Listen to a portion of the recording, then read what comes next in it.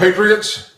Well, did you tune in and watch the end of the RNC convention last night? I did.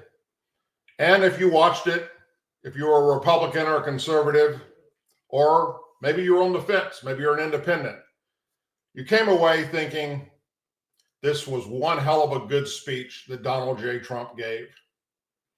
If you're a liberal or a Democrat, or you're CNN or MSNBC, you had nothing but daggers to throw in Donald Trump's direction.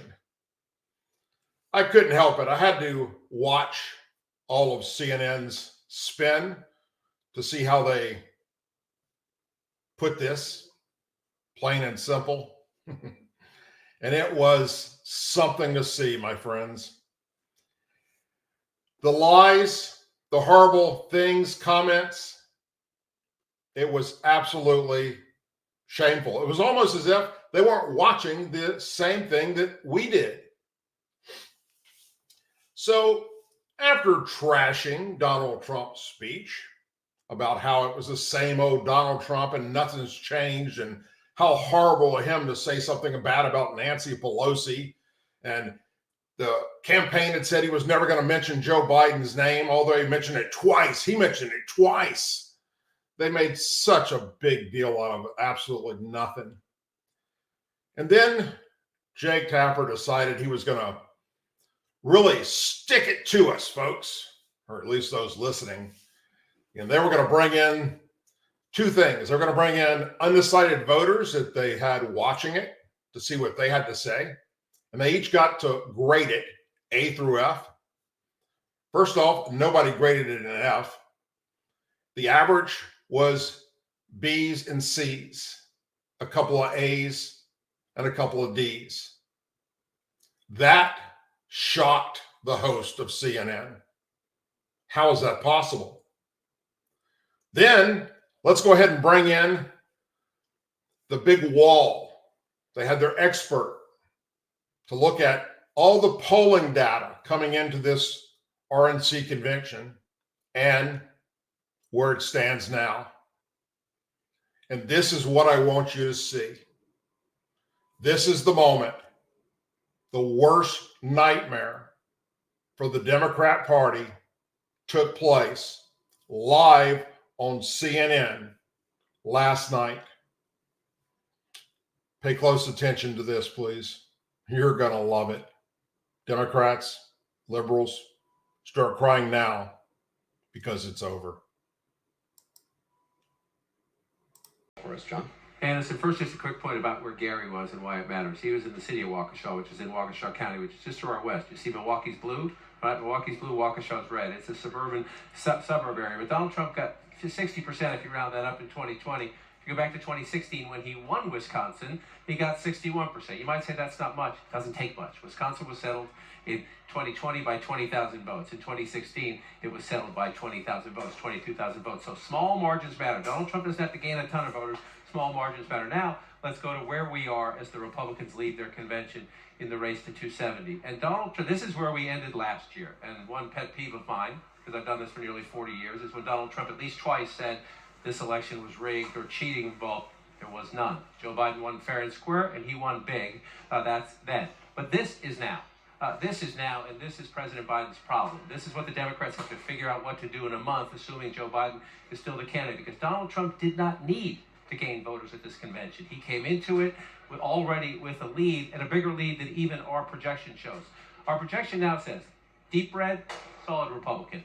Light red, leaning Republican. If Donald Trump won nothing else but what we have shaded red on this map, he would be the next president of the United States. And while we have been here in Milwaukee, we have seen poll after poll after poll showing President Biden's ditch is even deeper, meaning Donald Trump is leading right here in Pennsylvania, in some polls by 5 points or more. He is leading here in Michigan, sorry, I'll keep that one red, and he is leading where we are in Wisconsin. That's the blue wall. Donald Trump won those in 2016, he was president. Joe Biden flipped him back, and he was president. Joe Biden also flipped Georgia. Donald Trump is leading there. Joe Biden also flipped Arizona. Donald Trump is leading there. Joe Biden won Nevada, and Donald Trump is leading there. and Donald Trump. This is Nebraska and Maine do electoral college votes by congressional district. See this one yellow as a toss-up. Biden won it in 2020.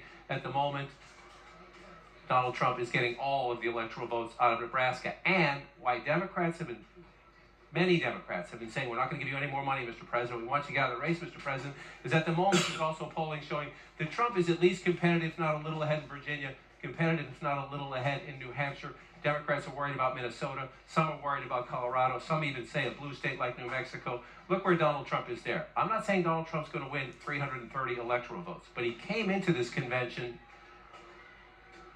at least over the 270 threshold.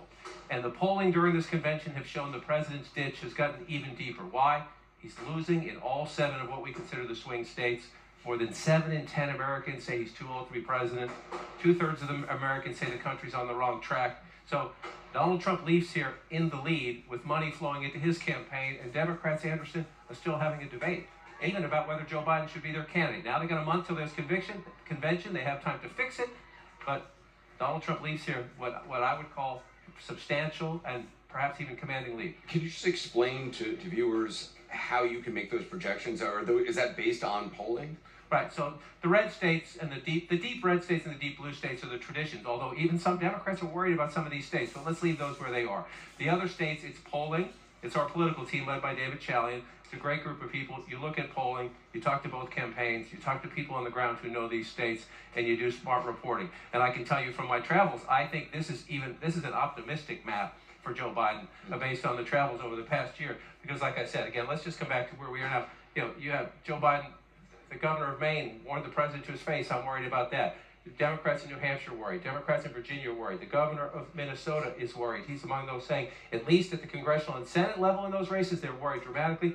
But they also have polling in more states than this that the president is in trouble. That doesn't mean there's not time to turn it around. However, when you look at the swing state polling that has come in over the past week, again, with Trump leading here, and Trump leading where we are in Wisconsin, and Trump leading in Pennsylvania, Biden cannot win if he doesn't win the blue wall states, Michigan, Wisconsin, and Pennsylvania. Are there mathematical ways to get there? Yes, but then you're counting on Joe Biden to win some Republican state somewhere. It's not going to happen.